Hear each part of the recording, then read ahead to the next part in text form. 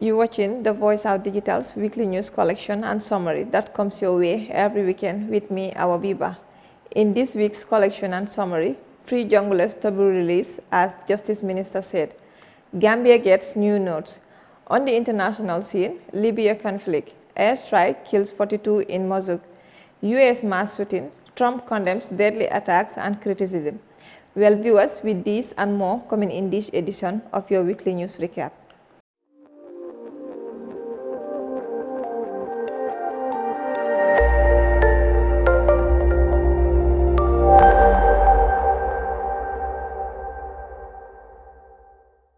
Thank you for joining us. We now take a summary look in this week's Truth, Reconciliation and Reparations Commission TRRC's engagement.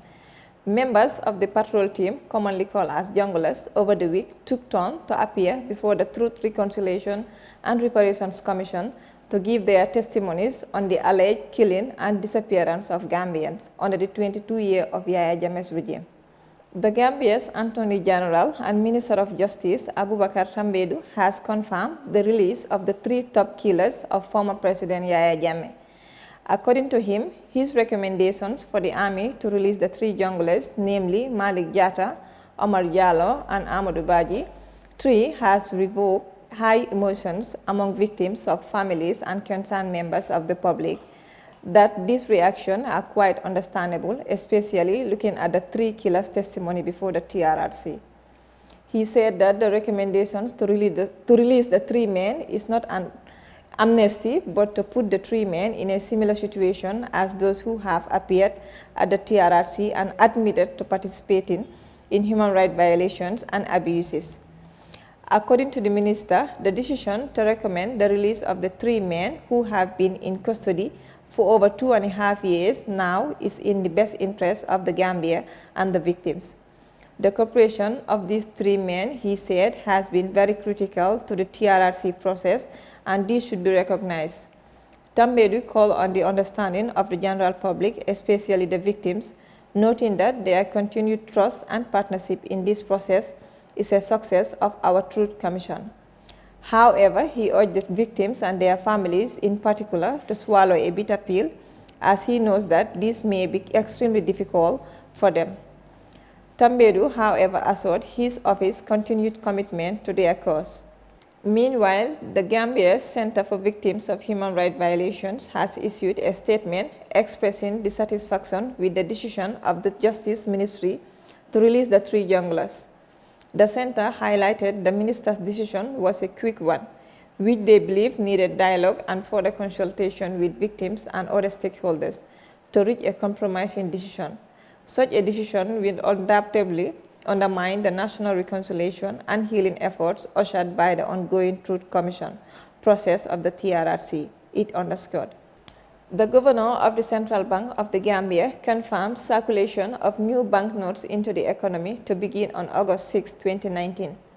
According to a press release from State House, the governor of the Central Bank of the Gambia, Bakary Jammeh, presented samples of the country's new notes to President Adama Barrow at the State House. Mr. Jammeh said issuing the money into the country means it is done through the commercial banks who maintain deposit with the central bank. As it is the Tabaski season, there is a huge demand for cash. So when banks come for their money at the central bank, we issue them with the new notes. The president, who informed that the central bank will maintain the old currencies in circulation side by side with the new notes until further notice. It could be recalled that in May 2019, the Central Bank of the Gambia unveiled a new family of notes, including 200 denominations. All of the redesigned banknotes containing the image of ex-President Jammeh will be replaced. The Assembly of States Parties Management, Oversight and Legislative Body of the International Criminal Court (ICC) has announced the vacant position of the next ICC prosecutor, who will be succeeding the current prosecutor.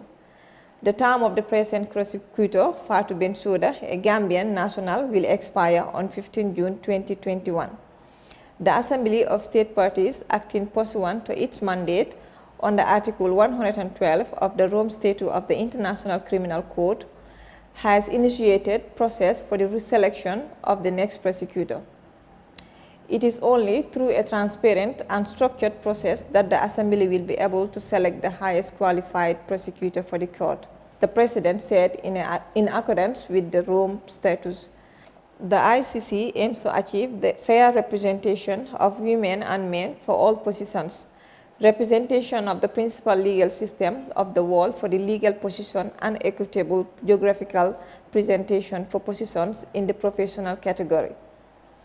It is an independent organ responsible for examining situations under jurisdiction of the ICC where genocides, crimes against humanity, war crimes, and the crime of aggression appear to be being committed, and carrying out investigations and prosecutions against individuals for whom there are reasonable grounds to believe that they are most responsible for those crimes.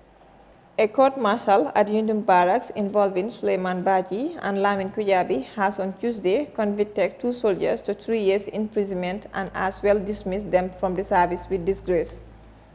Warrant Officer Class 1 Suleiman Kujabi and Lance Corporal Lamin Kujabi were charged on the 21st of November 2018 before the court-martial with incitement to mutiny, conspiracy to commit mutiny, and endeavor to persuade members of the Gambia Armed Forces to take part in mutiny. Both of the soldiers denied culpability, but for the court-martial, there is overwhelming evidence adduced by the prosecution suggesting that the convicts committed the crimes. According to the court-martial's judgment, the 2 soldiers were participants of a WhatsApp group called Ajamat, or True Friends, created to carry out mutiny and other offenses. President Adama Barrow has promised that women issues will command special attention in government's budgetary plans in 2020 fiscal year. The President pledged while outlining the incremental steps that his government is undertaking to advance women issues during a meeting with Lady Councillors at State House. I assure that my office will give full support to any cabinet paper emanating from your ministry. Whatever we do not provide for you, know that the issue is beyond our means, President Barrow said. According to the release, my government is ready through policies and programs to empower women, President Barrow told the delegation. The rules of the game have changed, and so is the narrative for my government. The establishment of the Ministry of Women and appointing key gender advocates to lead it, along with that of agriculture, speaks to our promise. We now take a break, and when we come back, we look at news beyond our borders.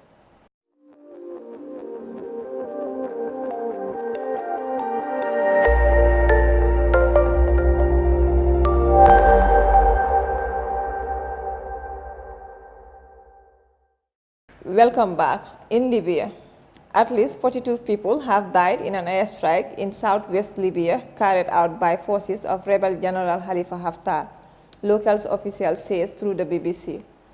The victims were attending a wedding in the town of Mosul, some reports says. General Haftar's forces, which are based in eastern Libya, say they targeted the town late on Sunday but denied targeting civilians.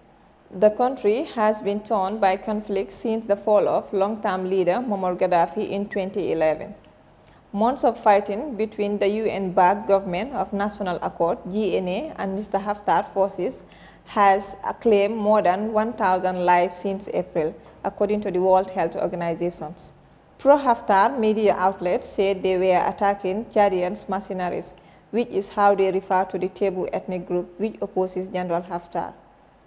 And in US, President Donald Trump has said hate has no place in the US after 29 people were killed in 2 mass shootings over the week, amid accusations that he bears some responsibility. An attack on Walmart store in El Paso, Texas left 20 dead while 9 died in a shooting in Dayton, Ohio. Mr. Trump said perhaps more has to be done to stop such attacks, but critics said he was part of the problem, citing his anti-immigrant rhetoric and opposition to gun control. A 21-year-old white man was arrested over Saturday's shooting in Texas is believed to have posted an online document calling the attack a response to the Hispanic invasion of the state.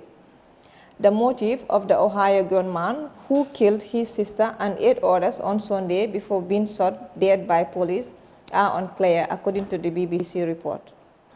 Germany's Foina Kolbinger has beaten more than 200 men to become the first woman to win the transcontinental race, cycling more than 2,485 miles across Europe in just over 10 days. The cancer researcher, 24, endured thunderstorms, coursing, heat and icy rain in the solo race, which took her from Bulgaria to Brest in northwest France via 5 other countries.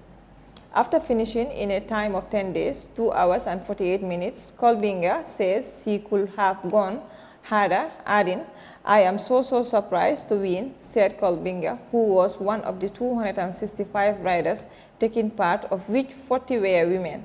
"When I was coming for the race, I thought that maybe I could go for the women's race podium, but I never thought I would win the whole race." Transcontinental was launched in 2013, beginning in London and finishing in Istanbul. And finally, the UN Refugees Agency voiced concerns over a law approved by Italy's parliament that imposes stiffer penalties on non-governmental organizations' migrant rescue boats in the Mediterranean, demanding that humanitarian work not to be criminalized or stigmatized. Imposing financial or other penalties on ship masters could deter or impede sea rescue activities by private vessels at a time when European states have largely withdrawn from rescue efforts in the central Mediterranean. The United Nations High Commission for Refugees said in a statement, "NGOs plays an invaluable role in saving the lives of refugees and migrants attempting the dangerous sea crossing to Europe," UNHCR said. The UN Human Rights also said it is planned to analyze the legislation's consistency with European law. In its statement on France 24, UNHCR said rescue boats must not be redirected back to Libya, a key launching point for migrant vessels headed to Europe, given the extremely volatile security situation in the country.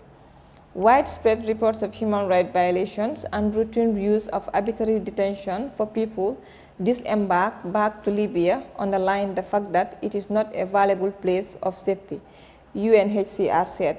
With that, we come to this news edition of your weekly news collection and summary on the Voice Out Digital. I was your presenter, Awa Biba. Until we come your way next weekend on the same platform, have a great weekend. Thank you.